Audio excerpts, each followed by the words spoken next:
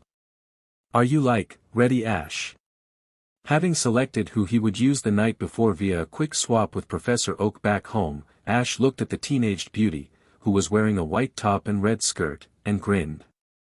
"Anytime you are." With that, Lily spun around and then released the poke ball in her hand with the announcement of, "Sea King, let's totally dazzle." As the evolved and enlarged form of Goldeen appeared in the water with a wet, gulping sound of, "Sea King, Sea King," Ash made his own selection with ease. "Here we go, girl, your first gym battle. I thought about this a lot last night and I know you'll be great for this one." Enlarging the ball he pulled from his belt, the tracksuit-wearing boy commanded. "Rosalia, let's do it." Gracefully, the evolved Hoenn Pokémon appeared on one of the floating platforms in the water and twirled in place. "Rosalia." Seeing that the first Pokémon of the match had been decided, Brock called out. "This will be a one-on-one match between the challenger, Ash Ketchum of Pallet Town, and the four gym leaders of Cerulean City, Daisy, Lily, Violet and Misty Waterflower." He held up one hand. "These matches will have no time limit, and if the challenger loses one of the four, he will lose the whole bout. The gym leaders are the only ones who may not substitute Pokémon." He then raised both of his arms into the air. "If both trainers are ready, then let the battle begin." Misty looked at her other two sisters. "It's a good thing Brock was here to referee. Where is Billy?" Referring to their gym's official ref, Daisy waved her hand. "Oh, he had to go out of town for a few days. Something about like, family matters or whatever." At that moment, the battle finally began in earnest. "Sea King. Dive down into the water and then come up and hit Rosalia with horn attack," Lily commanded with outstretched arm as her Pokémon quickly dove down into the water and then swam at a fast pace toward the other side of the watery battlefield. "Rosalia, use growth and root yourself to the ground," Ash advised as the routine feeling of eerie calm he always felt during battles settled over him again. At that very moment, Sea King exploded out of the water and dove straight down toward the grass type with the horn atop its head glowing and extended. Rosalia, however, merely stood rooted to the platform while glowing with a faint green color from the effects of using growth. At that very same moment, Ash called out without so much as a second of hesitation. "Now reach up and grab Sea King." "What?" Lily questioned, her face taking on a look of surprise. At that moment, Rosalia put her viney arms out and stared down her incoming foe with unbreakable focus. Sea King slammed into her but, amazingly, she stood firmly rigid and caught the fish Pokémon in between her flowery hands. Not missing a step, Ash gave a second command. "Now use Mega Drain." As soon as the stamina-stealing glow of said move began to take effect, Sea King began rapidly losing vitality as its energy was sekked out by Rosalia's powerful Mega Drain. Lily herself, even for all of her experience, was too stunned to react. She knew that her Sea King had a powerful horn attack, and for a Pokémon as seemingly flimsy and physically weak as Rosalia to be able to just stop a heavy fish that was dropping from the air, with gravity and speed on its side at that, was baffling to her. Add on to that the fact that Rosalia hadn't only stopped her Pokémon's descent but caught it, and without being budged even an inch at that, suddenly made her feel far less confident about her chances in the current match. Now Rosalia, end this by throwing Sea King into the air and then hitting it, full power. Lily was stunned out of her reverie at the boy's command just as Rosalia tossed Sea King into the air, leapt up after it and then slammed both of her flowered hands into the water type with shockingly powerful force. Like STRKNG, finned comet, Sea King flew across the pool and slammed into the platform Lily was standing on, eyes reduced to swirls and a pained grunt of, Sea King, escaping its fishy maw. Seeing this, Brock raised his hand in the direction of Ash. Sea King is unable to battle. Since gym leader Lily has lost her Pokémon, the win for this first match goes to Ash and Rosalia. Still stunned that they had been defeated so quickly, the red-headed beauty stared at her beaten Pokémon with her mouth slightly agape in shock. Though it was an equally gobsmacked Violet that spoke up for them all. Like, no way. That wasn't even 5 minutes. Daisy also seemed amazed at what they had just seen, but Misty could only smile in a knowing manner. That's Ash for you. Even for a new trainer, he's really trained his Pokémon well. At last, Lily returned her Pokémon and smiled at its Pokeball. Thanks Sea King, you did super amazing. Take a long rest. Afterward, she stepped back off the platform and looked at her sisters. Don't underestimate him girls, that kid is totally the real deal.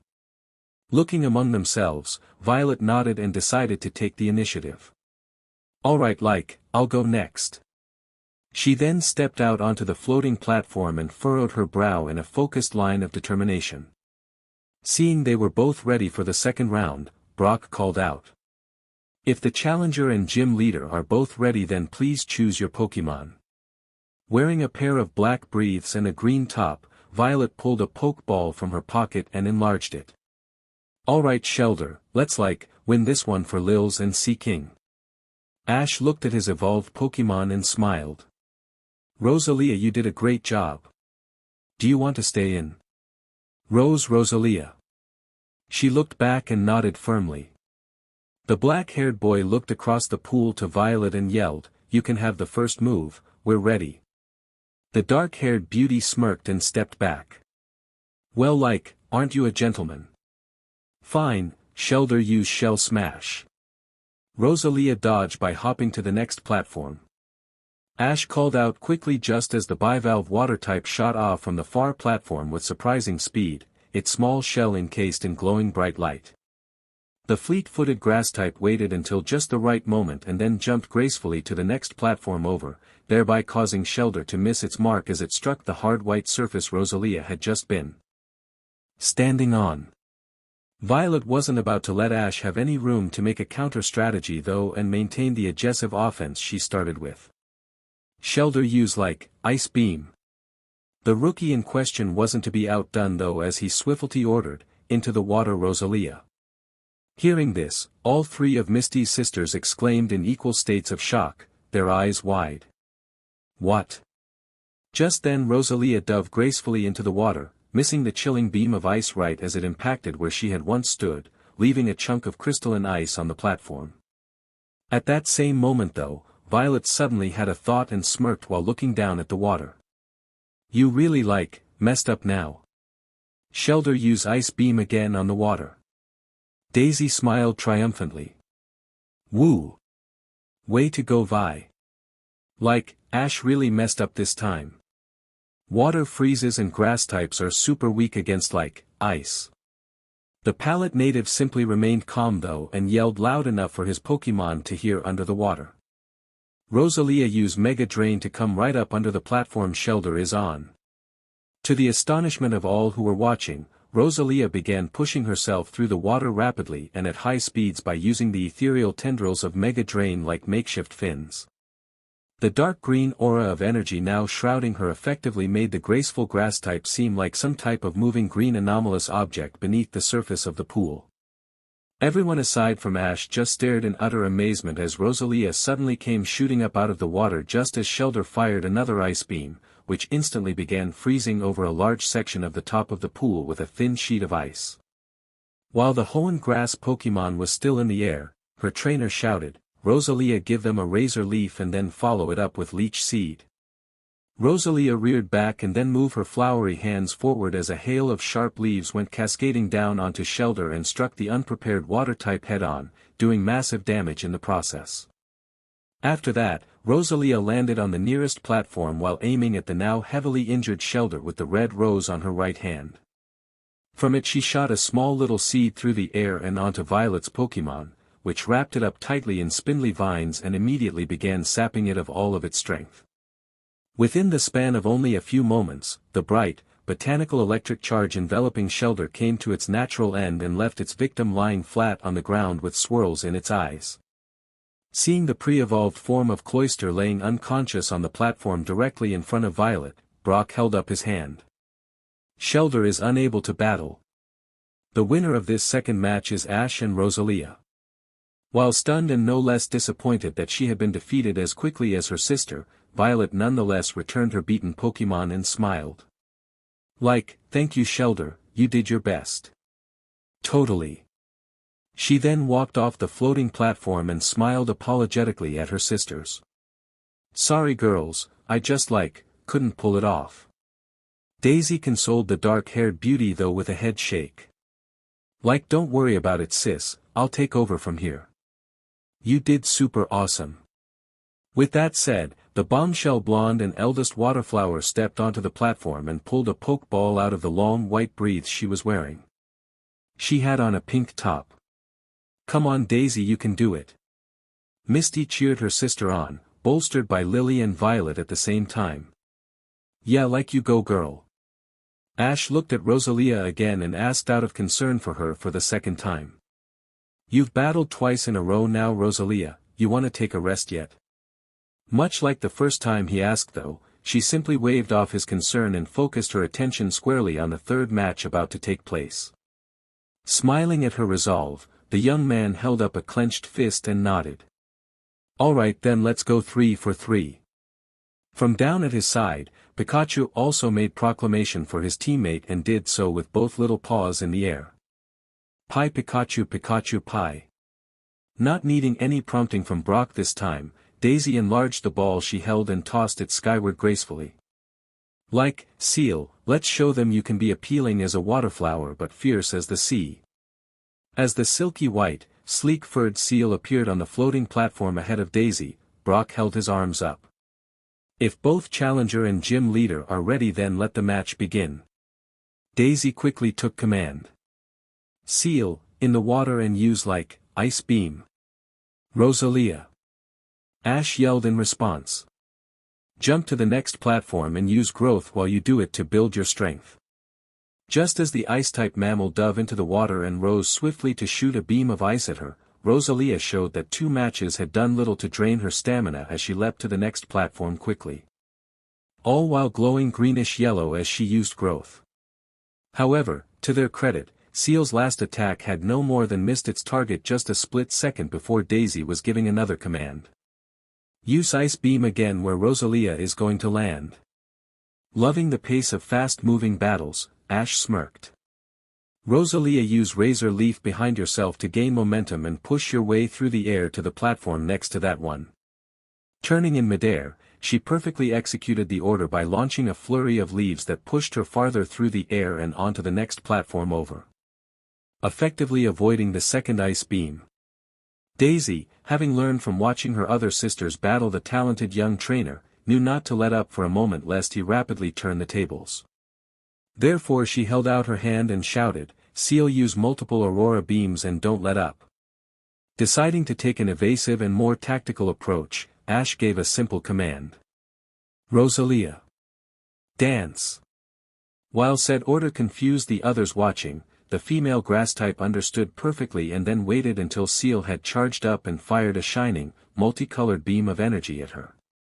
Suddenly, just before it could hit, the now smirking flower Pokémon vaulted high in the air, spinning gracefully in the process, before sticking a perfect landing on the next platform. Undeterred, Seel continued to fire shimmering beam after shimmering beam at the mobile target, but each time, Rosalia simply jumped, spun, leapt and pirouetted out of the way. Usually onto another platform. Just like she were dancing. Finally, Ash decided to take action and swiftly called out. Use Leech Seed on every platform and tie them together with Ingrain. Without breaking stride or grace, Rosalia continued to dodge all of Seel's attacks in the same manner as before. Only now, each time she landed she quickly placed a small leech seed pod on the platform in question with the red flower on her right. Just before the need to leap away from another aurora beam arrived, she used the blue flower on her left to connect a small chain of roots to the seed pod. After that, she would jump away to the next platform while carrying the long line of roots with her. Rosalia would then plant another leech seed pod and do the same thing to it before leaping off once more. While Daisy, and everyone else watching for that matter, didn't understand Ash's odd strategy, she was weary enough by now not to take chances.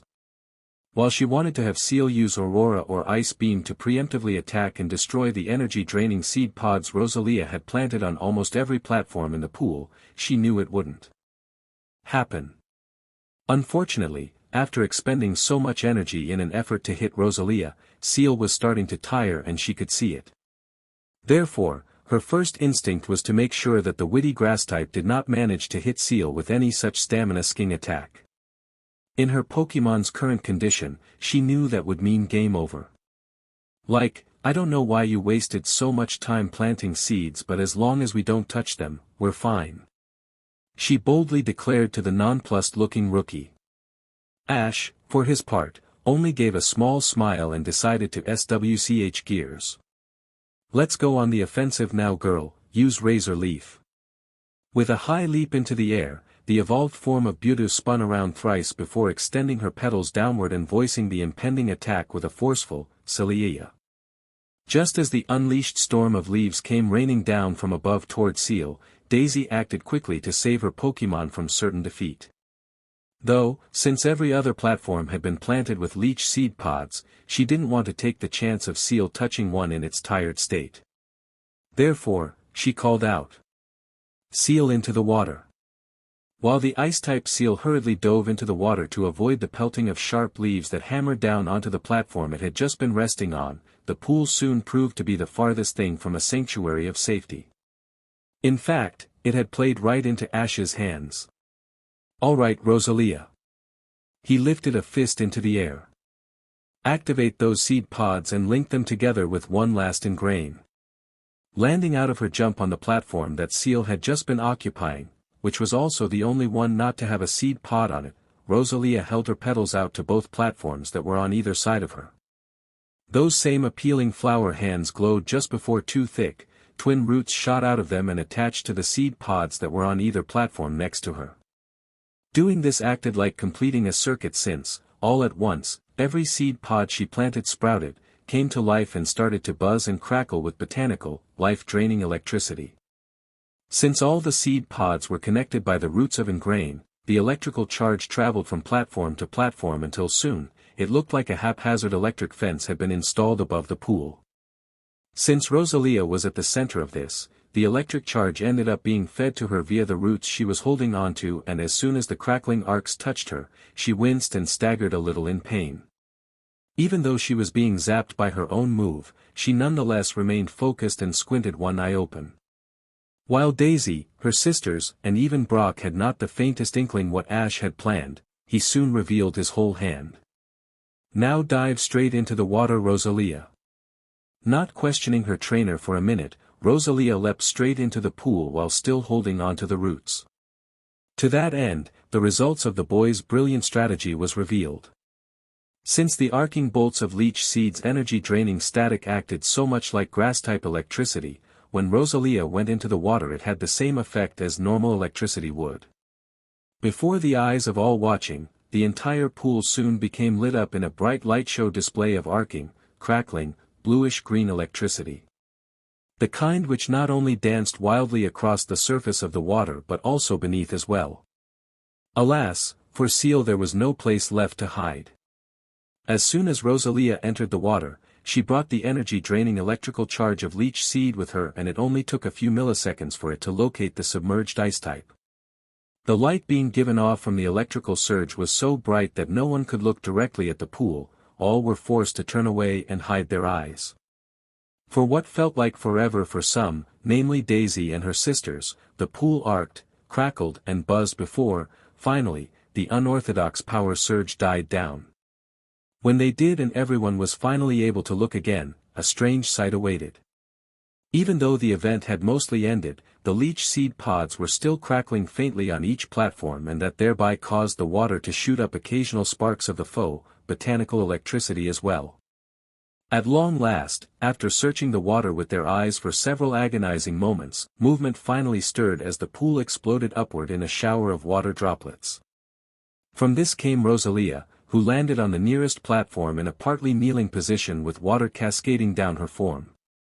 Seconds later, Seal appeared near the center of the pool as well. Although, sadly for Daisy, her Pokémon was belly up with swirls in its eyes and phantom sparks of electricity still crackling along its body. Seeing the battle was officially over, Brock once more raised an arm in Ash's direction and announced. Seal is unable to battle. That means the victory for this third match goes to Ash and Rosalia. Smiling sadly, Daisy held up her Pokémon's ball and returned it. Thanks Seal. You were super totally amazing, take a nice rest. After that, she turned back to her sisters and shrugged in a modest manner. It looks like it's up to you Misty. Violet turned to her sister. Yeah Misty, it's up to you to fight for the name of the Cerulean gym. Her attention was shifted to her other side where Lily nodded in agreement. You can totally do it little sister. Smiling at her elder sister's words of encouragement and good faith, Misty allowed a determined look to cross her face as she held her fists up to her chest. I won't let you down, I'll give it my all. In only a short span of time, the orange-haired girl was facing down her newly made friend as she and Ash stood on opposite ends of the pool. Both looked intense and ready for battle as Misty called out. I hope you're ready Ash, I'm not gonna go easy on you. I wouldn't want it any other way. He replied back with an excited smile upon his face. Brock looked between the two of them and then started to speak.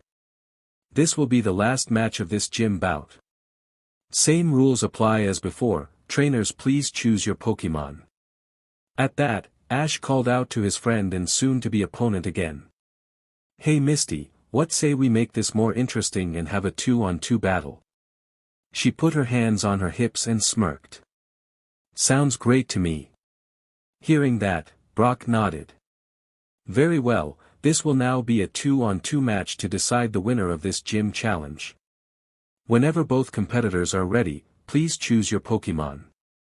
Alright, it's time to stand up for the honor of our gym. Misty removed her large red travel bag and reached inside, pulling out a Pokeball which she enlarged before spinning in place once and then tossing it. Stereo, let's go. In a flash of light, the star-shaped water type appeared on the same platform in front of Misty that her other sister's Pokémon had also. Spinning in place, it gave a crisp star and settled in for battle. Hey Rosalia, you did good, but I want you to come back now, okay? Ash spoke to his 3-time victorious Pokémon. While she looked back at him in surprise and voiced it with a questioning, Celia, he smiled and shook his head. You did great, but I don't like sticking with the same strategy repeatedly. Besides, we need to give the others a chance to battle too. The prim and graceful grass type merely gave an understanding shrug and, seeing this, Ash smiled and held out her Pokeball. Cool, thanks for understanding Rosalia, you did an awesome job. Girl. Once he had returned the Hoenn native Pokémon, the black-haired boy thought for a few seconds before making his next choice. Holding up the ball containing said contestant, he enlarged it and then released it from his hand. Cleffa, let's see what you can do. From the burst of light that escaped the Pokeball came the small, rare fairy type that Ash had befriended and captured in Empty Moon. announcing herself with a cute call of, Cleffa. While her sisters all couldn't help but to exclaim aloud at how adorable the little Pokémon was, Misty knew better than to take such things for granted. Especially when it came to him. Therefore, moving fast and with no hesitation, she gave the first order of the battle. Stereo use water gun. Ash, on the other hand, was just as ready. Cleffa dodge it. Just as the starfish Pokémon fired a fast hydrant of water at her, Cleffa hopped out of the way and landed on the next platform over. Her small size making it easier to dodge quickly. Stereo go under the water and then come up and hit Cleffa with rapid spin. Misty shouted, aggressively pressing the attack. Wait for it. Ash instructed. Just wait. Cleffa stood her ground, without moving a muscle, and just as Stereo came up out of the water to hit her, Ash called out, now Cleffa drop down and avoid that attack. As soon as Stereo passes over you, hit it with magical leaf. Misty eyes went wide and she tried to counter by saying, Stereo Dawn Dash, but she wasn't quick enough. Looking up and from her tiny hands, a glowing bombardment of leaves came from Cleffa and struck Stereo straight in the center of its gem. The resulting effect sent the water type flying back through the air and landing on a platform 2 away with a painful sounding thud. Stereo struggled back up to its feet after enduring the super effective attack, and its orange-headed trainer was proven to be just as determined. Stereo use recover. From that same gem in the center of its body, a golden glow began to shine and gradually encompass Stereo's body as its health was restored in seconds. Misty smirked seeing this and raised her hand. Great Stereo. Now use water gun again and then dive back into the pool. Ash ordered Cleffa to jump out of the way of the watery attack seconds before it hit, while Stereo leapt into the pool again. Afterward, she stood in place and looked from one side of the floating platform to the next, trying to locate her opponent just as Misty shouted, now Stereo use swift. The pre-evolved form of Starmie emerged from the water in a heartbeat and spun high in the air before firing off several golden stars of energy at Cleffa.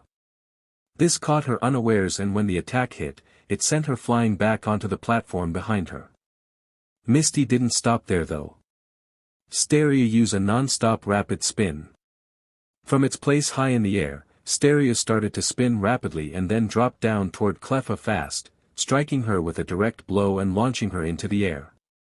The rotating water type managed to speed ahead of her though and hit Cleffa again, knocking her in the opposite direction. From there, Stereo made repeated use of the same technique and commenced bouncing Ash's Pokémon all across the pool like a brightly colored ball. When the series of painful hits finally came to an end, Stereo clobbered its smaller opponent one last time and allowed Cleffa to drop down and hit the platform below with bruising force. Misty felt certain that she had won the round upon seeing this, but was instead shocked when, a few moments later, Cleffa slowly stood up again, battered and bruised but standing nonetheless. Ash smiled proudly seeing his newest little Pokémon's determination and acted on it. Alright Cleffa, good job for hanging in there. Let's turn the tide now. To her credit, Misty quickly overcame her shock and refocused on the task at hand. Back into the water Stereo. Her Pokémon dove back into the pool without hesitation, and Ash smirked when he saw this. Cleffa, get ready. She nodded firmly and stood her ground just as Misty yelled once more, Stereo come out of the water and hit Cleffa with another rapid spin.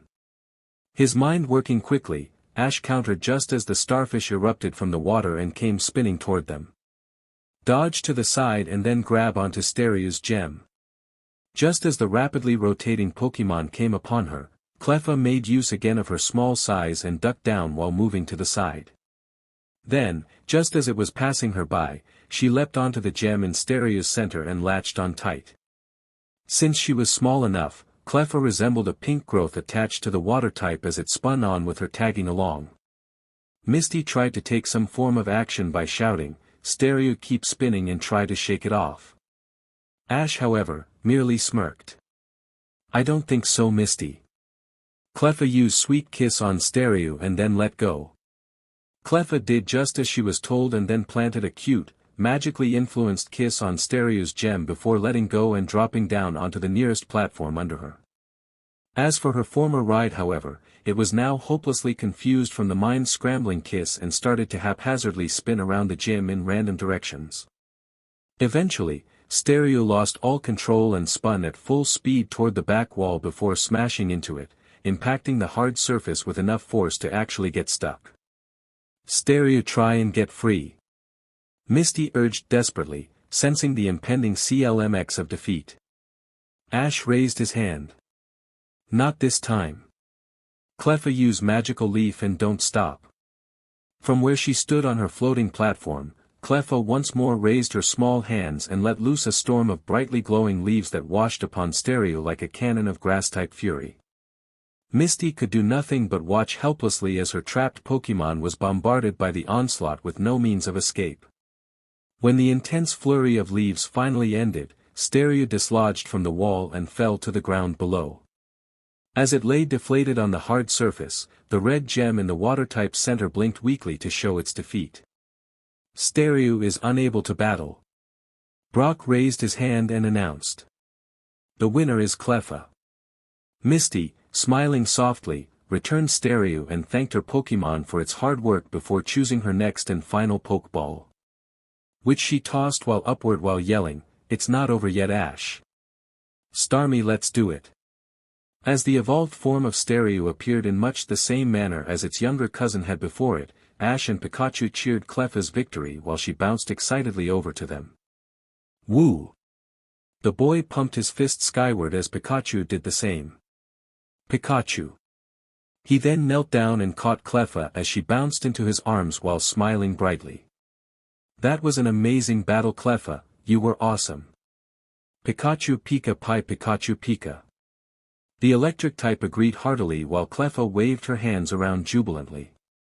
Clef Clef Clefea. After he was done congratulating her, Ash returned Cleffa to her ball and then examined Starmie closely for a few moments before looking down at his first Pokémon. What do you think, Pi? Should we let Mankey have a go?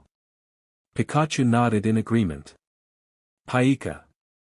Grabbing said Pokémon's ball, Ash enlarged it and smirked. Okay, then let's do it. Releasing the ball into the air, he called out loud. Mankey, let's take this one home. Exploding with force from his Pokeball, Mankey beat his fists on the ground before raising them above his head and bellowing, Mankey. Mankey Mankey Mankey. You like, such a brutish Pokémon. Lily commented with a disdainfully upturned lip at the bellicose fighting type. Do you think Misty can win? Violet turned to her elder sister but Daisy merely smiled. Oh, I totally know she can. She's like a waterflower. Yeah. The other two agreed before they all started to cheer their little sister on. Come on Misty, you can do it, totally. Yeah, don't give up, little sister. Make mom and dad proud, girl. All words in which served to bolster Misty as she felt her heart warm and a smile come to her face hearing her sister's praise. Brock, as observant referee, looked at both sides before finally raising and then lowering his arms down quickly. Let the final battle of this match begin. Starmie, use swift now. Misty, urged on by her sister's words, took point without missing a beat. Mankey, use focus energy and jump to the next platform. The raven-haired boy swiftly charged in retaliation. The brightly shining shower of stars missed their mark as Mankey, glowing red with a pumped-up burst of vitality, leapt powerfully to the next platform. Then, like a machine on two legs, he began hopping from floating square to floating square with sights firmly set on the enemy. Starmie, get into the water quickly. Misty urged, desperate to make sure her Pokémon stayed well out of Mankey's reach. She knew that if the fighting type managed to unleash any of its brutal barrages on Starmie, the match would most likely be over. The dark blue starfish disappeared into the large pool but Ash followed suit. Mankey dive into the water after Starmie. Misty's face immediately took on an expression of disbelief. Why her friend, as unorthodox as he was, would order his Pokémon into an aquatic battle with a trained water type was well beyond her. Knowing him though, it made her suspicious and she wasn't keen on giving him any sort of edge. Starmie start using rapid spin underwater. Ash, however, proved her suspicions true as he smirked. Mankey, let's show them water types aren't the only ones who can fight in the water. As a now rapidly spinning Starmie closed in on Mankey underwater, the lithe primate simply swam away quickly to the side in a maneuver much faster than anyone would have thought possible for him. Starmie continued trying to hit the surprising simian, but Mankey demonstrated skillful aquatic ability as he fluidly dodged in a variety of different directions. Now grab a hold of Starmie on its next pass and hit it with a barrage Mankey. Ash yelled loud enough for his Pokémon to hear underwater. Timing his moment just right, Mankey barrel rolled to the side to avoid Starmie's next underwater charge but quickly righted himself in order to reach out and grab hold of one of the starfish's pointed ends. Tightening his grip, Mankey yanked his opponent close and then began unleashing a truly brutal barrage of overwhelming kicks, punches, and even headbutts on the captured water type. Mankey finally stopped the onslaught by spinning Starmie around and then chucking it towards the bottom of the pool with a surprisingly forceful, underwater seismic toss. Even though the relative weightlessness of being submersed should have slowed Starmie's descent, the ravaged water type dropped to the bottom of the pool and struck the concrete base with some degree of force regardless. Finally needing air, Mankey swam quickly back to the surface and leapt out of the water, landing on one of the floating platforms while shaking his soaked fur wildly. Within mere seconds he had regained his breath and was once more beating his hairy fists to the ceiling. Mank. Mankey. Ash saw the looks of astonishment on the faces of nearly everyone present and smirked. You're not surprised, are you, Misty? You know I'm not normal when it comes to training my Pokémon. I want them to be able to fight in the water the same as on land. It was at that moment that Starmie finally rose again to the surface and just barely managed to jump out of the water onto the nearest platform. Though the beating it had taken was evident from the way it stood with drooping points. Starmie, use recovery to regain your strength. Misty advised with an audible tone of worry in her voice. She was now truly beginning to fear that her new friend, and a rookie trainer at that, might just defeat her. In a total sweep no less. A thought she didn't want to even consider unless she had done everything possible in her power to prevent it. However, the young greenhorn in question wouldn't make turning the tables easy. Mankey, get in close to Starmie and use Mega Punch, Low Kick and Seismic Toss. Before she could tell Starmie to abort, Mankey had already sped across the other platform, separating the two of them in a dizzying flurry of movement. Coming to stand directly in front of the blue starfish with an imposing stature. Eyes narrowed fiercely, Mankey pet his right fist back and then move it forward, straight into Starmie's red gem with crippling force. Just as it stumbled back from the powerful Mega Punch, Starmie lost all footing completely when the fighting type dropped down, spun around and swept its pointed legs out from under it using Low Kick. Reaching down quickly, Mankey grabbed hold of Starmie and then leapt into the air with ease. Spinning around in a full frontward rotation, the manic and temperamental Pokémon flexed his arms and then tossed his load back to the ground with a loud grunt of, Mankey. When Starmie hit the floating platform below, it did so with ricocheting force and caused the large aquatic tile to rock and shift violently back and forth. The impact was great enough that waves were made in the wake of Starmie's landing and rushed outward in all directions across the pool. The chaotic and turbulent movement of the platform came to an end as Mankey dropped down onto it and landed on top of his felled opponent, an action which caused the platform to sink down for a moment before popping back up again. While he stood over top of his enemy with a ferocious gleam in his eyes and an intimidating snarl on his lips, the aggressive fighting type heard Ash command, use a rapid combination Mega Punch. Full power Mankey. Vocalizing his passion-filled hunger for battle, Ash's first and only fighting Pokémon held both fists up and then, just as they started to glow, he hammered both of them down onto Starmie at one time. Commencing what became a savage assault of repeated blows that the overwhelmed starfish was utterly incapable of defending against. Misty could only stare in woeful suspense as her Pokémon was brutally beaten until, finally, Mankey threw one last punch and stopped. Looking down, he saw Starmie's gem blinking, showing that the beleaguered water type was fully unconscious. Though it took great control to stop his assault and quail his savage, brawl-loving nature, Mankey managed to hold on to his right state of mind and stood irked again. With a rapid beating to his chest, the pre-evolved form of Primeape chanted his victory for all to hear for a few moments before jumping back across the pool to his trainer's side. Starmie is unable to battle, Brock announced with his arm raised. Since he has defeated all 4 gym leaders, I hereby declare the challenger Ash Ketchum to be the victor of this match. While the excited and victorious rookie knelt down and happily congratulated Mankey on his win, alongside an equally as enthused Pikachu, Misty smiled sadly and returned her defeated Pokémon. I'm sorry you guys. She slowly turned to look back at her sisters. I tried my hardest but I just couldn't do it. What are you like, kidding? Violet exclaimed. That was like a great battle. Yeah, you totally lasted longer than we did. Lily added. Daisy smiled at her baby sister and shook her head. Misty, you were great. Like, I can totally see now who inherited Mom and Dad's knack for battling. You're awesome. Ash is just like a really tough trainer. A soft smile crossed the Orangette's lips upon hearing those words. You 3. Thank you. Really, that means a lot to me. Walking over to their side of the pool with Pikachu and Mankey in tow, Ash smiled brightly. Misty, that was an awesome match, seriously. His friend looked at him while Brock came up to join them and returned the smile. Thanks Ash, you guys were great too. We did our best but there's no denying you were the fair winner. Congratulations. Her sisters joined in as well.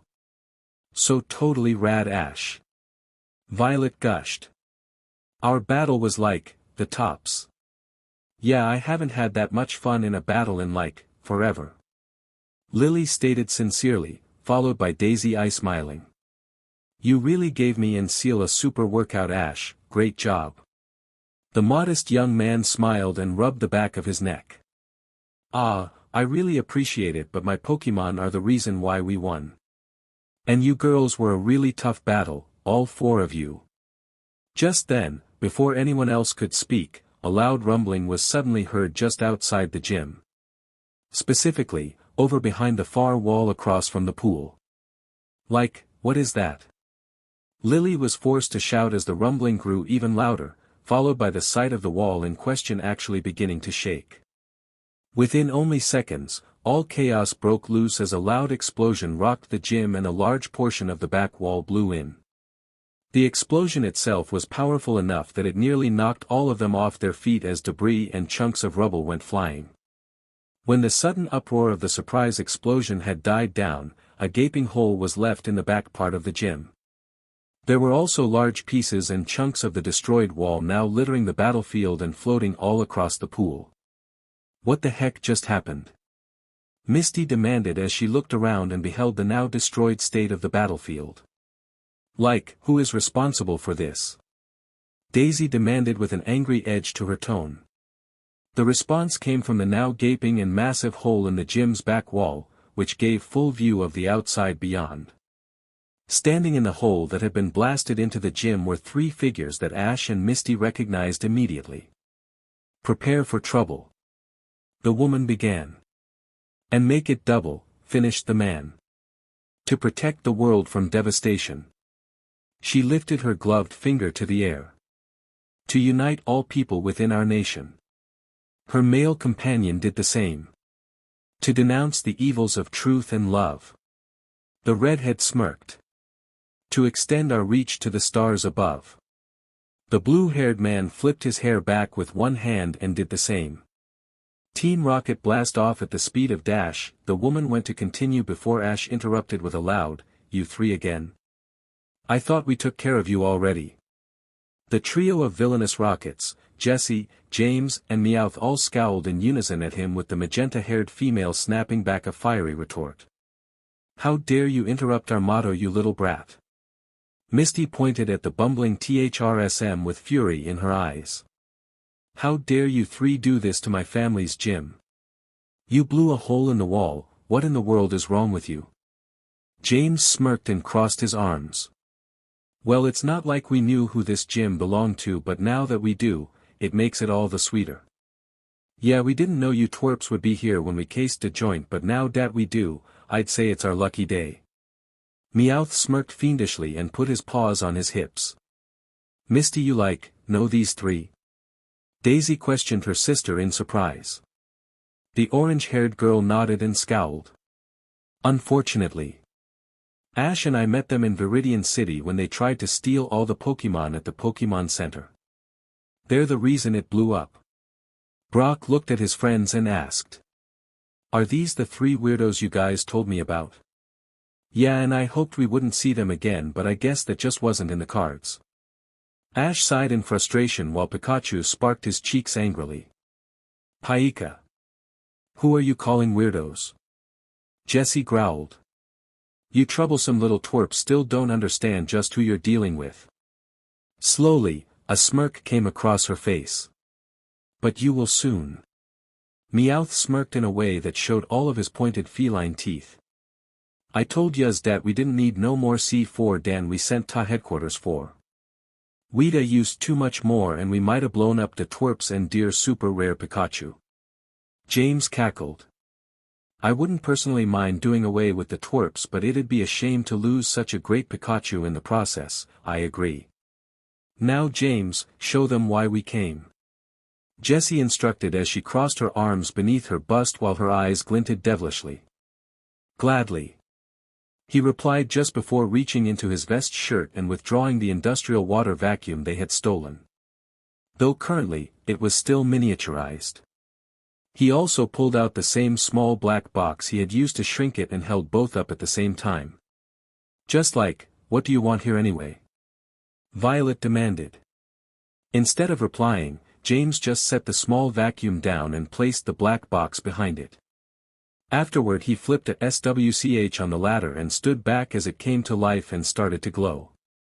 A few moments later, a bright beam of white energy shot from the black box and hit the pool draining machine, which caused the stolen piece of hardware to quickly begin growing and expanding in size until, in only seconds, it had returned to its former, massive state. What is that? Daisy questioned with wide eyes. As James picked up and tossed the large water hose connected to the machine into the pool, Jessie smirked and held up the remote control that went to it. It's just a little present from us to you, enjoy. She then pressed a red button on the remote and caused the machine to roar to life as the vacuum hose began skinning up the water in the pool, like a Snorlax drinking from a giant straw. We'll make it easy for ya, give us all the Pokemon in this gym or we'll flood the whole building and all of yous with it. Never. Misty shouted back vehemently over the loud ruckus caused by the machine. You can forget it, Meowth. By this point, all the floating platforms in the pool were beginning to spin and spiral around as a large vortex started to form in the center of where the vacuum hose was. Misty, we gotta stop em. Ash looked at his orange-headed friend, who nodded in turn. Right.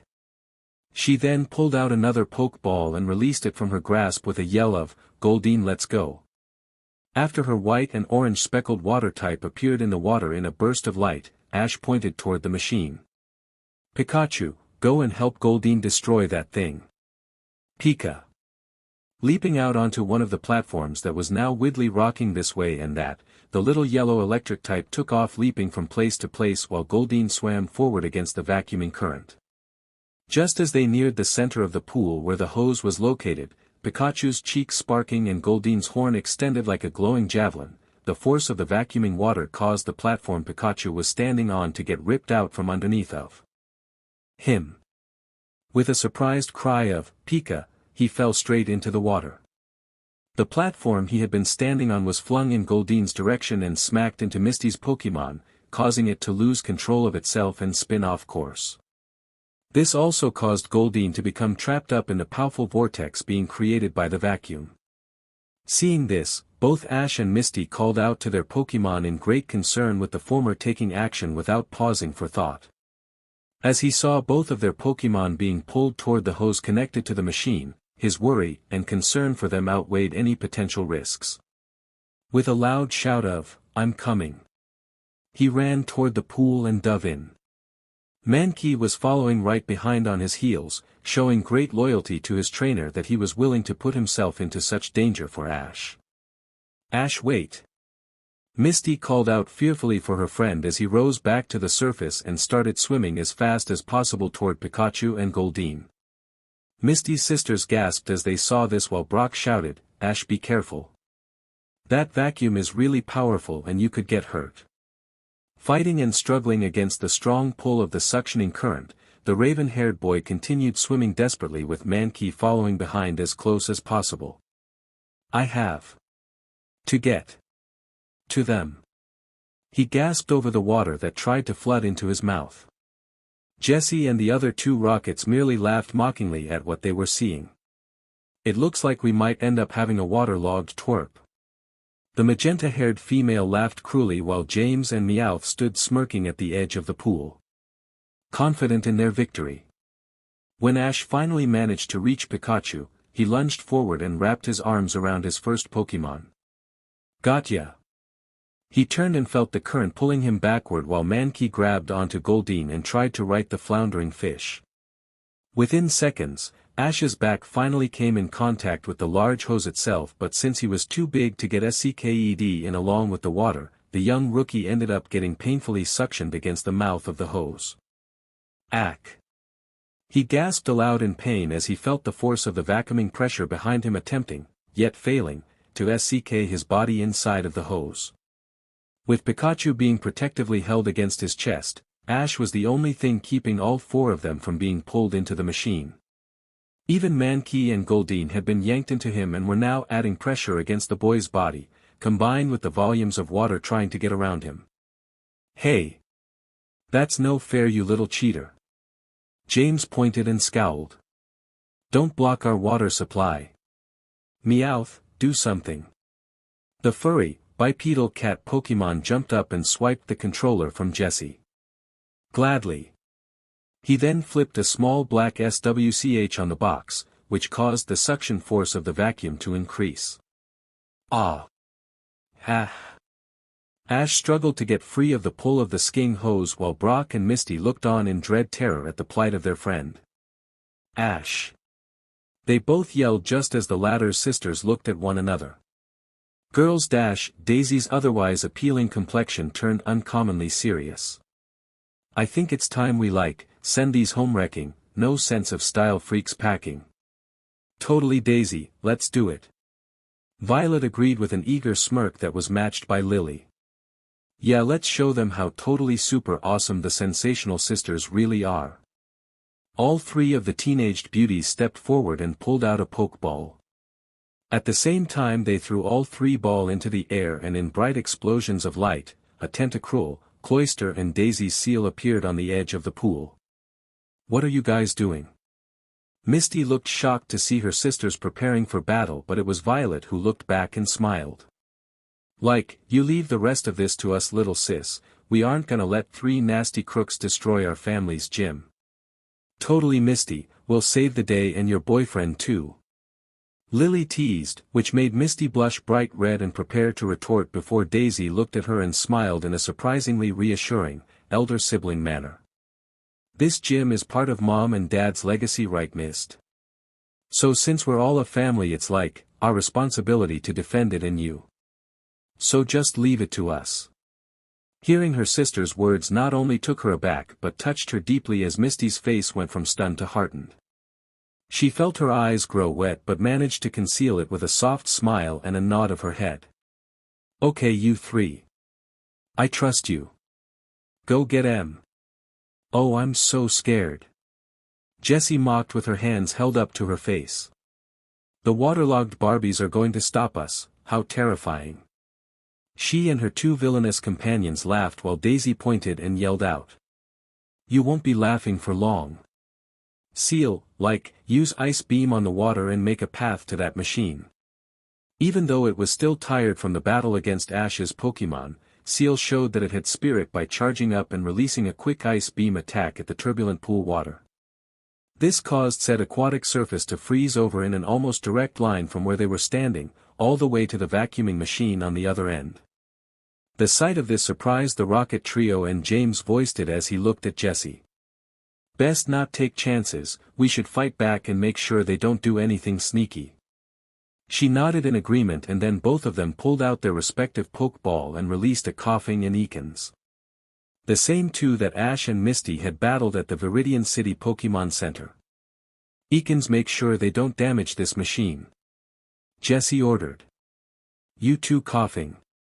James followed just as both of their Pokemon moved forward to guard the pool vacuum with warning vocalizations. Coughing. Ekans. Seeing that Ash was reaching the end of his limit as the powerful suction of the hose kept yanking him painfully back into the metal seal, Daisy took urgent action.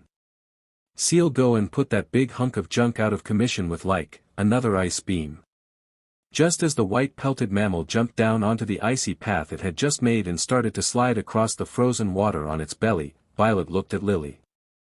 We need to help clear a way for Seal to get around those nasty two Pokemon. The redhead nodded and gave her own Pokemon its first commands. Cloyster, I know you aren't trained for battle, but just pretend this is part of the routines we do for our shows. Yeah, Tentacruel, you too. Violet chorused to the evolved form of Tentacle. Pretend those crooks are the bad guys in a drama show and you need to help Cloyster take them down. Both of them nodded and then hurried out onto the icy bridge and followed after Seal. When they were within close range of the other side of the pool, Jessie and James ordered their respective Pokemon to attack. Ekans, use Poison Sting. Coughing, use Sludge Attack. However, Lily and Violet were ready to support their sister's Pokemon, with the former yelling, Cloyster, use Iron Defense. The latter, meanwhile, followed up her sister's command in similar manner. Toss Cloyster to give it extra speed, Tentacruel. Withdrawing inside its hard shell, Cloyster's retracted state made it easy for Tentacruel to slide up behind it on the ice and wrap its multiple tentacles around the bivalve Pokemon. With a grunt of, Tentacruel, Violet's water show partner spun around to get speed and then tossed its fellow water type through the air at high velocity. Cloyster's shell glowed with a bright silvery sheen as it spun rapidly across the pool, Iron Defense taking effect and hardening its already near impenetrable outer surface layer. Due to the increased speed that Tentacruel's toss had afforded it, Cloyster quickly pulled ahead of Seal and brought its spinning form in line with both poisonous attacks that were incoming. Acting like a ballistically rotating shield, Cloyster intercepted the toxic barbs and the goopy ball of gunk before they could hit Seal. Since Lily's Pokemon was safely tucked away inside of its shell, the poison-type attacks had zero effect. Taking the offensive, both of Misty's sisters called out together. Cloyster, Tentacruel. Use Hydro Pump. Tentacruel, from behind Seal and Cloyster from the front, unleashed powerful, torrential cannons of water at their opponents, the latter having finally opened its shell in order to do so. Ekans and Coughing were woefully unprepared to withstand such a devastatingly overwhelming combo attack and as such, took the full force brunt of the twin Hydro Pump, which not only blew them back through the air but also caused them to smash into Jessie, James, and Meowth, launching all three straight into the massive metal machine behind them. Now Seal, use Ice Beam on that thing. Daisy ordered swiftly while Violet and Lily commanded their own Pokemon to rescue Ash. Just before Seal was in range to fire its icy attack, Tentacruel leapt out onto the large hose that was laying in the pool and had been draining up all of the water. Taking a firm hold on the cylindrical surface with its sticky, dexterous tentacles, the squid-like Pokemon reached down and quickly wrapped two around Ash. Even though the boy was stuck against the hose due to the intense skin pressure of the powerful vacuum hose, Tentacruel was stronger. Therefore, with a hard and forceful, upward yank, it successfully pulled Ash free of the artificial current and out of the water, which also brought Pikachu, Mankey, and the others with him. With its objective complete, Tentacruel leapt off the hose and back onto the icy path that Seal had made across the pool. As soon as this was done, Cloyster came spinning toward the hose like a fully wound top and struck it with enough strength and rotational speed to break it right in two. With the hose now severed and no longer able to suck up water, all of that which had been drained inside of the machine started to pour back out through the broken end. No fair. Meowth complained as and his two teammates stood back up finally and saw all their efforts quite literally draining away. We worked hard to steal this thing, don't break it up. James whined piteously, though that only garnered Jessie's wrath as she rounded on them and growled ragefully. Don't just stand there whining about it. Do something, you morons. The trio of bona fide low-class crooks had no chance to reclaim their lost fortunes since, at that very moment, Seal leapt up from the ice and fired a beam of sub-zero, freezing polar energy at the industrial vacuum. As soon as the charge of icy matter struck the metallic surface, the former immediately began to spread until, within the span of only a few seconds, the entire machine became encapsulated in a block of thick ice. Unfortunately for them, the rocket THRSM had also been trapped inside of the rapidly formed ice block since they were standing next to the vacuum, along with their Pokémon. SS so cold. Jessie chattered. I've heard of being put on ice, but this is ridiculous. Meowth himself was frozen in an awkward position with his paws extended above his head. I wish I had my winter coat all of a sudden. The feminine-esque blue-haired man lamented as he stood frozen on one leg like an abstract statue. Having recovered from his ordeal, Ash straightened up on the icy path in the center of the pool and smirked as he saw the current state of the villainous Pokémon thieves. Well, here, let me help you thaw out. He then pointed and gave a command which brought him no small degree of self-satisfaction. Pikachu used Thunderbolt. Smirking at the chance to once more punish the criminal robbers that for some reason was obsessed with stealing him, Pikachu began to spark his cheeks before raising up on two legs. With tiny paws clenched at his chest, the high-voltage mouse unleashed a powerful bolt of thunder from his small body with a loud cry of Pikachu. As soon as the electrical bomb of raw power struck the frozen machine, it didn't take long for the circuits inside to fry. The vacuum started to spark and smoke before, in a loud explosion that rocked the entire room, it blew apart into a million-piece rain of ice shards and tiny metal chunks. The force of the explosion was great enough that it unfortunately blew an even larger hole in the gym wall and further collateral damage all throughout the room. On the plus side, however, Jessie, James and Meowth were sent careening skywards outside, via said gaping hole. As they climbed at higher and higher altitudes, now free from their icy prison but smoking with black char marks covering their persons, Jessie threw her fists about in a dramatic temper tantrum. How did we lose again to those bratty twerps? Well, in all fairness, it was mostly the one twerp's older sisters this time, James pointed out sullenly, his head drooping in a state of comedic depression and defeat. This ain't gonna look good on our record with the boss. Meowth wailed in his high-pitched voice just as they all faded out of sight into the distant clouds with a synchronized yell of, Team Rockets blasting off again. Yeah, and don't come back. Losers. Daisy called after them, sticking her tongue out derisively while Lily and Violet cheered at their victory. Ash soon walked back to the other side of the pool with Pikachu and Mankey in tow. Since a large portion of the center of the pool had been frozen over by Seal, Tentacruel had to carry Goldeen back. As soon as he came up onto the refreshingly nice, hard, flat surface of the gym floor, the exhausted young man dropped down onto his backside and released a long sigh of relief. His body was still sore and felt strangely heavy after nearly getting SCKED inside of a giant hose. Ash, are you okay? Misty's face showed her concern for her friend as she, Brock and her sisters hurried up to his side. Yeah, I'm okay. He shifted a little and then winced slightly. Just a little sore is all. He then smiled and rubbed Pikachu between the ears while looking from him to Goldeen. I'm just glad Pikachu and Goldeen are okay. And the gym is safe. The orange-headed girl surprised him by lunging forward and hugging her friend tightly, perhaps a little too tight though given his soreness. I know, Ash, and thank you so much for doing what you did. You didn't just risk your life to protect the gym, but you also saved Goldeen. I can't thank you enough. Offering a strained smile, Ash patted her back with one hand and grunted. You're welcome, Misty, but you think you could maybe let me go now? I feel like a big piece of meat that was almost SCKED down a tiny straw and you're kinda hugging me a bit too tight. Her eyes went wide at his words and, registering what she was doing, she quickly pulled back, her face a light shade of red. Oops. Sorry about that. Misty's sisters looked at one another and smirked knowingly at the display they had just witnessed while Brock lightly patted his friend's shoulder. I tell you man, you were lucky. If that hose had been just a bit bigger, you would have gotten SCKED inside of that thing for sure. The younger boy nodded and then looked up and smiled at the teenaged young women standing in front of them. If it wouldn't have been for Misty's sisters I would have been. Man, I can't thank you three enough, you totally saved my neck. And Pikachu and Mankey too, I really owe you one. Daisy put her hands on her hips and raised a finely groomed blonde eyebrow in amusement.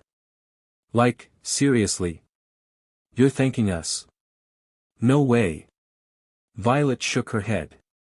Like, you were the first one to put yourself in harm's way to help protect our family's gym. Lily smiled admiringly and nodded in steadfast agreement. Yeah, like, that was totally heroic, Ash, you're the one we should be thanking. The truth is. Daisy began as she shrugged her shoulders lightly. You were like, the one who inspired us to take action and stand up against those crooks who had like, the worst taste in fashion I've ever seen. Daisy then knelt down and fondly reached out to pet Seal upon the head. I think we all learned a lot by battling you and taking on those three weirdos as well. I for one had forgotten how much fun battling could be, and exciting too. Lily and Violet both turned their attention to their own Pokémon and did the same as their eldest sister, showing Cloyster and Tentacruel, respectively, affection for the spirited determination they had shown. I didn't know Cloyster actually had so much potential for battling, but like, he totally surprised me. Violet agreed with Lily's accurate summation of Cloyster as she ran her hand down along Tentacruel's delicate blue beak. Yeah, and Tentacruel really knows how to like, save the day. Totally awesome. Daisy stood back up and looked at the three younger trainers again. I guess in some ways we've gotten kind of like, negligent when it comes to being serious about training our Pokémon. But when those guys tried to like, destroy our gym, it totally got us fired up. Misty took that moment to stand as well and walked up to her sisters. Listen you three. She looked down and felt a little awkward while fidgeting with her fingers. I'm sorry about thinking you guys didn't care. About the gym and, well, everything else too. I was wrong. She looked at them finally and smiled softly. You stood up against Team Rocket to save Ash and protect the gym. All three of you showed a lot of bravery and determination doing so, and well, it made me proud. I honestly didn't think you had it in you. While surprised at their little sister's praise, it nonetheless made the older girls smile as well. Well, you weren't totally wrong, Misty. Daisy conceded. We've become so focused on doing our shows that we let our skills as gym leaders fall to the wayside. I know we've pushed the gym duties onto you, but we honestly thought it was no big deal because we knew you loved training water Pokémon so much. But I guess we were also being kind of lazy in doing so though, because we used it as an excuse to just forget about the gym almost completely. Only battling when we had to, like when you were gone. Violet admitted. Lily nodded. Yeah, we stopped caring, and I can see now that it wasn't very cool of us to act like that. Daisy placed a hand on her youngest sister's shoulder. Mom and Dad entrusted this gym to us originally, and then we trained you. But we haven't been really good role models lately, and the battle we had with Ash just now, and that whole thing with Team Rocket, showed us that. The blonde beauty smiled in a manner that conveyed her elderly sibling love and affection for her baby sister. When our home was threatened just now, and you were by extension too, Misty, it reminded us how important what Mom and Dad entrusted to us is. And even more than the gym, that means you especially. So I guess what we're trying to say is. All three Sensational Sisters spoke in tandem then with sincere smiles. We're sorry, Misty. While hearing such words coming from her normally vain and airhead sisters was shocking, to say the very least, the heartfelt genuineness that she could tell was present in them hit Misty deep in her heart. Unable to help herself, tears came to her eyes and the redhead felt a lump form in her throat, which she could also feel was attempting to choke up her voice as she smiled too. Ah! You guys!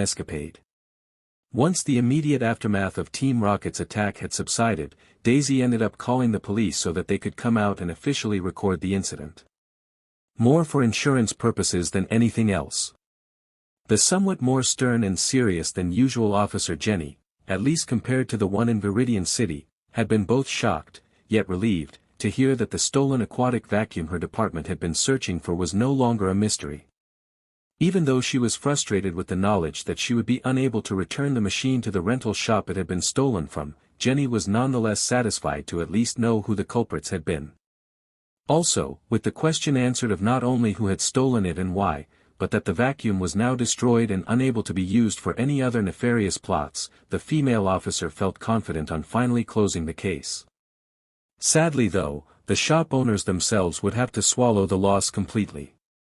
The damage that had been done to the gym ended up being quite extensive, and after doing their best to clean up what they could manage themselves, there was nothing left for Misty and her sisters to do except call the Pokémon League for an insurance claim. Since any kind of repairs to the gym were far out of question until the claim went through and a construction crew came out to put everything right again, they all decided to take some time unwinding. Misty and her sisters took Ash and Brock out on the town and showed them all the best hotspots, locals and shops.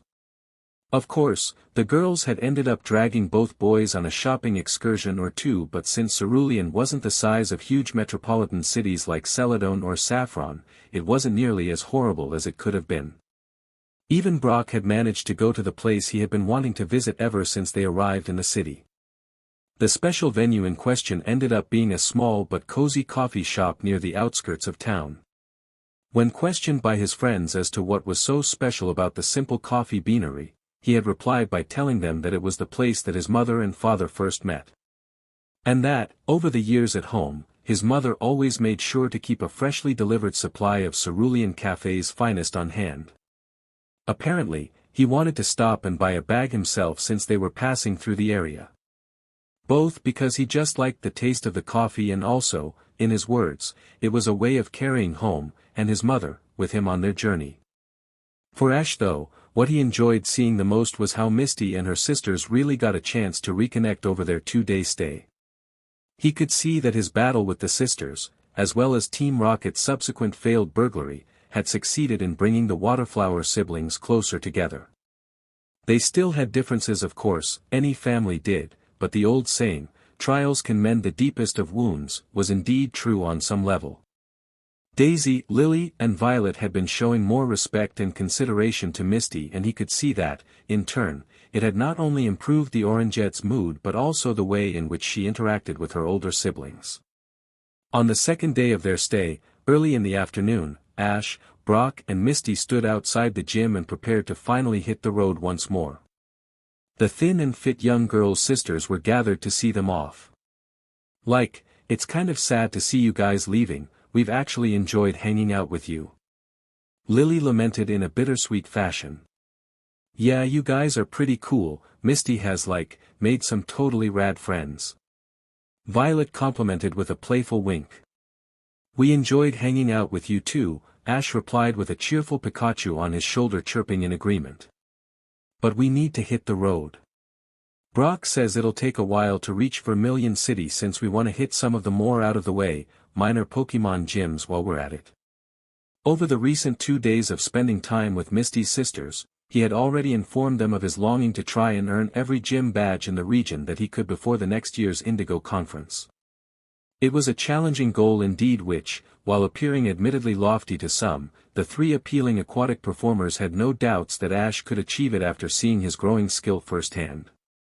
"Yeah, and the closest one to us between here and Vermilion is Rolanda Town," Brock reminded while looking at his friend. "If you can win there it'll get you your 3rd badge, Ash." At that, Daisy's green eyes shone in remembrance as she held up her finger. "Oh, that's right Ash, I almost forgot." She then reached into the pocket of the cream-white skirt she was wearing and presented to the boy across from her a small, blue, waterdrop-shaped badge. "I'm sorry we didn't give this to you sooner, but after everything that's happened over the last 2 days, it just totally slipped my mind." She then held the shiny new badge out in the palm of her hand and smiled. "You didn't just defeat all 4 of us fair and square, but you also risked your life to protect our gym and the Pokemon in it. I speak for myself and Lils and Vi too when I say you're totally more worthy of this Cascade badge than anyone we've ever given it to before." Both of the other girls nodded in unwavering agreement. "Totally." Reaching out, Ash took the badge in hand and held it up while his lips cracked into a wide grin. "Wow, thanks, this is so awesome." He then looked at Pikachu and chuckled. "Isn't this awesome pie? We got our 2nd gym badge." The adorable little electric type I smiled and chirped happily at the sight. "Pikachu pie. You really did earn it, Ash," Misty spoke in a complimentary tone. "I don't like to admit it, but you beat me too, no questions asked." She then winked. "Just don't let it go to your head because next time we battle, I'll win." He laughed in amusement hearing that, but his attention was directed back to Daisy as she spoke again. "To tell you the truth, Ash, we battled 3 other kids from Pallet Town before you got here, but you were hands down tougher than they were." "Yeah, you seemed like an experienced trainer compared to them," Violet agreed while Lily tapped her chin. The only one who came close was this really cocky boy with brown hair and a cheer squad that followed him around. He was really good too." Ash nodded. "Yeah, I know who you're talking about. His name's Gary Oak and he is good with Pokemon. He's just a little too arrogant for his own good." At that moment, Daisy looked toward her youngest sister and smiled softly. "Well missed. This is it. I hope you have a super awesome journey and learn a lot. You've made some really good friends and I know they'll help watch out for you. Just please be careful and make sure to call home every once in a while, okay?" The petite young water-type specialist offered her older sister a similar smile and nodded. "I will, Daisy, and thank you. All 3 of you. Thanks for promising to look after the gym while I'm gone." Lily offered her a thumbs up and winked. "And you can bet on it that we're gonna do a totally awesome job too. Yeah, we're gonna start training with our Pokemon a lot more and try to divide our time equally between our shows and running the gym," Violet proclaimed. "We're even gonna start training the Pokemon we use in our shows to battle as well. That way we'll have a wider variety and more options to take on challengers with." Lily finished in an enthusiastic tone. Daisy smiled reassuringly at her youngest sister. So you can rest totally easy, Misty, we've got this. I know it'll take a while for you to trust that we're really gonna change and take this seriously, but we'll prove it. And that's a promise. The shorts-wearing preteen was uplifted by her sister's words, and for the first time ever, she actually believed in what they were telling her. Therefore, she smiled in a challenging, confident manner and put her hands on her hips. Well then, I'm gonna hold you three to it, and when I come home next time, I wanna hear a full report. Her smile became a little gentler after that though, as she stepped forward and hugged her sisters, whom returned the embrace in a tender moment of familial compassion. I love you guys. Thanks again. As if they were triplets, her elder sisters replied in tandem, we love you too, Misty, before eventually separating and letting her go. Bye you three, take care of each other. Daisy waved, along with Violet and Lily, as the trio of young traveling companions turned and started walking down the path leading away from the gym. Bye. See ya. I'll call you guys soon. Came the reply of Ash, Misty, and Brock. While they walked farther and farther away from the Cerulean gym. We'll look after Misty, don't worry. The raven-haired boy yelled back. Thanks for the battle, hope to see ya again soon. Just before they were out of sight, the three Sensational Sisters called out together. Bye Pikachu. Turning on his trainer's shoulder, the small but spirited electric mouse waved his tiny arm back while smiling at the send-off. Pika Pikachu. Turning ahead to face the road ahead, the same one in which would lead them out of the city and into the vast open countryside beyond, Ash readjusted his pack and smiled. Well guys, this is it, our families are fully behind us at this point and we're heading out into the world. Kinda surreal, huh? Yeah, but I think we can handle whatever comes our way, the squinty-eyed older boy replied. Misty smiled. Maybe if we weren't starting out as friends I'd worry a bit, but since we are. Yeah, I agree with Brock. Whatever we end up going through, I know we can take it. I mean, look at what we've already been through since we started. The tan-skinned and cheek-marked rookie grinned and put his hands behind his head. Heh, no kidding. A run-in with a dangerous criminal organization, kids jumping out at you with sharp swords and blown-up buildings. I can't see it getting much more crazy than that. The three young friends laughed together at that, feeling rather self-assured that the worst was most likely already behind them. Oh, if only they knew.